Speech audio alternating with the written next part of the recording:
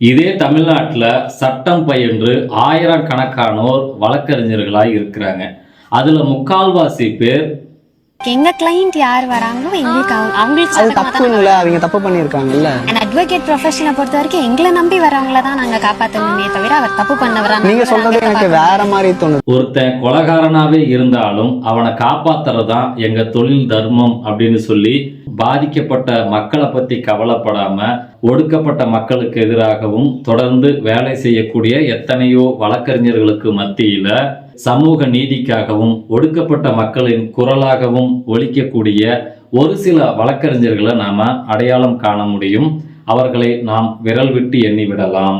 அப்படி விரல் விட்டு எண்ணக்கூடிய ஒரு சில வழக்கறிஞர்கள்ல எல்லோராலும் அறியப்பட்ட ஒரு மூத்த வழக்கறிஞராகிய நம்ம பாப்பா மோகன் ஐயா அவர்கள் இந்த கவின் ஆணவ படுகொலை குறித்து ஒரு செய்தியை வெளியிட்டிருக்காரு. அவர் என்ன சொல்றாருன்னா, கடந்த 2012 இந்த ஆணவ கொலைக்கு எதிராக ஒரு சட்ட மசோதாவை உருவாக்குனாங்க. அந்த மசோதாவானது அப்படியே கிடப்பில் போடப்பட்டது.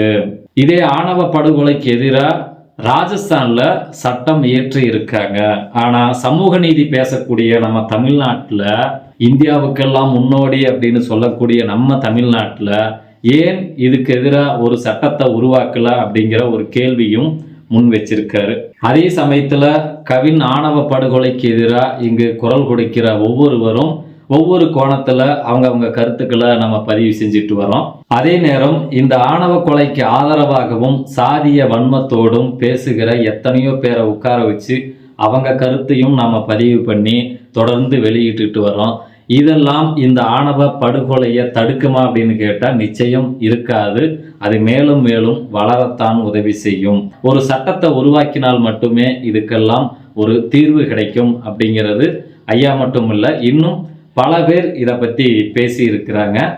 எல்லாரும் சேர்ந்து ஒரே மாதிரி ஒரே ஒத்த குரலாக நாம அரசுக்கு ஒரு அழுத்தத்தை கொடுக்கும்போது கண்டிப்பா இப்படியான ஒரு சட்டத்தை இங்கு உருவாக்க ஒரு வாய்ப்பாக அமையும்.